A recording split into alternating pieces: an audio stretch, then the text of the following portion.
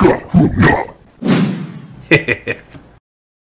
is a D-Link camera I've been using for quite a while. In fact, I have several of these set up around my house, and they all record down to a DVR down in my basement. Now, I picked up this pan tilt zoom Kong camera thinking that it would be kind of fun to have a pan tilt zoom. Well, it's kind of cool, except for it's kind of slow to respond, and it's not really, I don't know, it's kind of more of a gimmick to me than anything else. Maybe if it was on a timer and it turned itself you know, back and forth, that would be a lot cooler.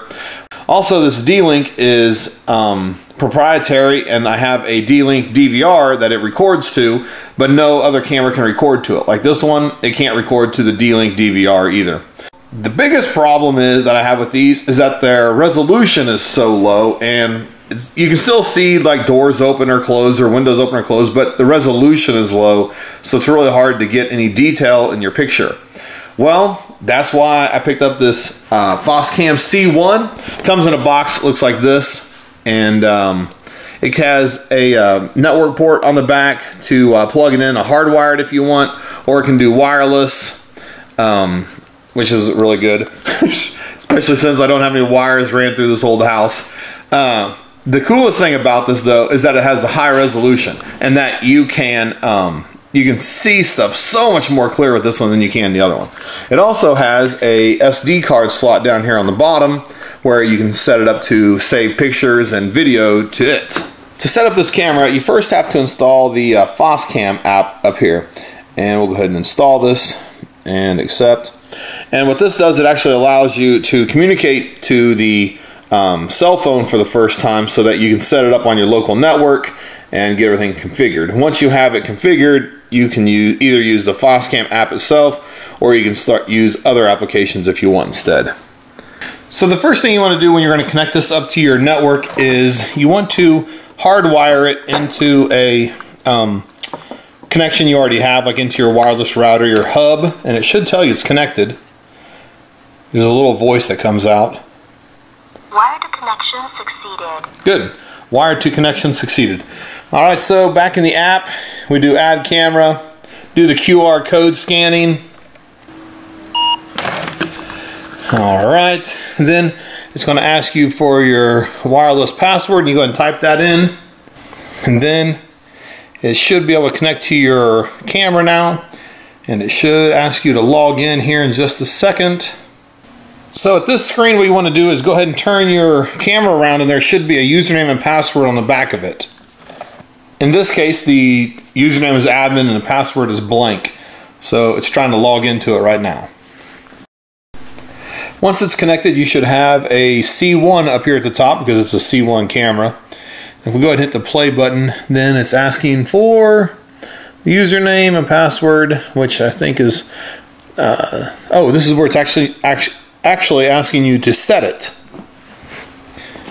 So here it is, it's connecting now that I've set the password and username, and hopefully it connects. Oh yeah, look at that, there it is. The next thing we need to do, since we didn't use the wireless to set it up, we have to click on the settings and then go down to network, and we got to find our password here, and then, or our Wi-Fi, and then put our password in. So I put the password in, and it should be trying to connect, maybe. Oh yeah, the camera Wi-Fi, TBK3. Okay, so if I go ahead and unplug this, it should go ahead and hopefully connect to the wireless now. Wireless connection succeeded. Good, it got connected to the wireless. So I unplugged this, and now it says it's waiting for the Wi-Fi configuration. So it should be trying to connect to the Wi-Fi now, and once it connects, then this should reconnect. It took a little time, but the wireless started working again, and there's audio detection alarm going off because I'm speaking, and it's not connected to the wired network anymore. It's all doing wireless. Next thing I'm going to try to do is set this up inside the TinyCam, because I think the TinyCam is a little bit better application than this one. And we can actually compare the difference in resolution between this camera and the D-Link one a little better. Here's the program TinyCam Monitor. And the thing I like about this is that it's easy. This living room one is my D-Link camera, and this one down here, the C1, is my new C1 camera. So to get that on there, you can do one of two ways. You can either figure out the IP address, or the much easier way is to come in here to these settings and you want to type in, where is it? Scan network. And the scan network will find your camera just fine. It'll probably find 3 different settings for it, and you can go ahead and choose all 3 and you can edit them later. But go ahead and do scan network and then add those into your camera listings. Just to give some reference, here I have both the D-Link camera and the C1 camera pointing at this glass. And then we can see here in the Tiny Cam the difference in their field of view. This one on the top is actually the D-Link, and let's see if it says living room. Yeah, that's the D-Link one. And then this bottom one is the C1 Foscam. And again, this is with the lens on the on this D-Link. Let me go ahead and pull this off, and we'll see this field of view difference here. I mean, yeah, check this field of view difference. Whoa, if I can get it pointed there again. It is just extremely narrow. And they're both looking at the cup again. It's extremely narrow on the D-Link camera, and that's the reason I was using this, is to get it a little bit wider. Here's the C1 pointing at this couch, and this is with this natural lens, and you can see how well how much of the couch you can see. Here's the D-Link, and again, it has that narrow field of view on it, and also the quality on this one's far less than the one on the C1. The nice thing about the C1 is that it actually has a 720p camera built into it, which is actually 1280 by 720, whereas the D-Link is a 640 by 480. And with this narrow field of view, it's really hard to get a good view of something if you're in tight quarters or if it's close. If it's further away, then it's not so bad. Now, I'll go ahead and put the extra lens back on, and we'll see what the difference looks like then.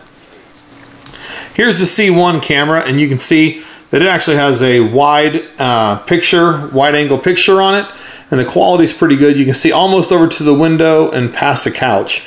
And this one is the D-Link with the extra wide lens put on top of it. And you still can't quite see over to the window, and you still can't hardly see the edge of the couch here either.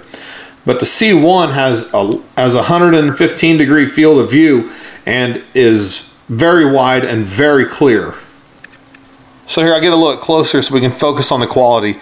This is coming off my cell phone, so you can see there the camera adjusts just fine, and you can see that's a couch very easily. Now down here, you can see that it's a couch, and it's just a lot more clear, which is because of the 720p resolution versus the 640 by 480 resolution. Like I mentioned before, this camera is ONVIF compatible, which means that it follows a certain set of rules when it comes to outputting a picture. Now, you can use different DVRs, but this DVR, this is an ESCAM one, and it's a Super Mini NVR. I'll have some links to this if you're interested.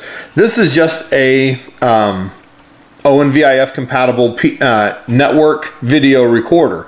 It's called a network video recorder because it records over your network. Down here I have the ESCAM NVR plugged in. I have the network, video, HDMI cable, and power plugged into it, and it's connected to this hard drive. So since this is ONVIF compatible and the C1 is ONVIF compatible, this should be able to find the C1 without any problems. So this is the NVR user interface on the ESCAM. The way to add the C1 camera in here is to right click on any of the boxes, whichever one you want to go in, go down to IP channel and setting, then you go to manual, and it pops up an interface like this. And what you want to do is you want to search for ONVIF compatible, and that's this option right here. Make sure that's checked and click on the search button, and it will go ahead and start searching around and trying to find your ONVIF compatible cameras. Go ahead and check on the ONVIF compatible one, and we're going to push the over button, and there it is on channel 1. And let's see, ONVIF compatible 5.6.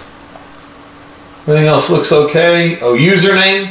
We have to put in the username here, and this will be whatever you typed in for, of course, your username and password. Once you have that, go ahead and hit save. Oh, save successfully. Okay, exit, and oh, there it is. Good. It just took a couple seconds to pull up. One thing I forgot to mention: it has a mounting plate down here on the bottom. You got to take these there's a little bump on here and a little bump here. And you twist this around until it lines up. then this bottom plate will kind of just come off if I get it lined up right. There, bottom plate comes off. You can take this, mount it to the wall, and then it slides and slides back onto the mounting plate here, and then you can have it mounted to the wall. Just got to line up these little nubs up here and give it a twist. At that point, it's stuck on there. It's not going to come off.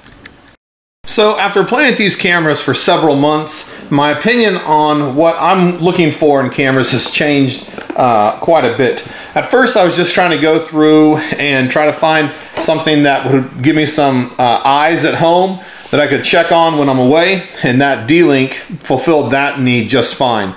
But now that I feel like I want something better, better picture, more compatibility, the C1 camera, and here's the box like I said, like I showed before, the Foscam C1 camera. This thing has so many more features in it. First of all, being ONVIF compatible makes it compatible with other hardware made by other manufacturers. The 720p resolution is phenomenal with it.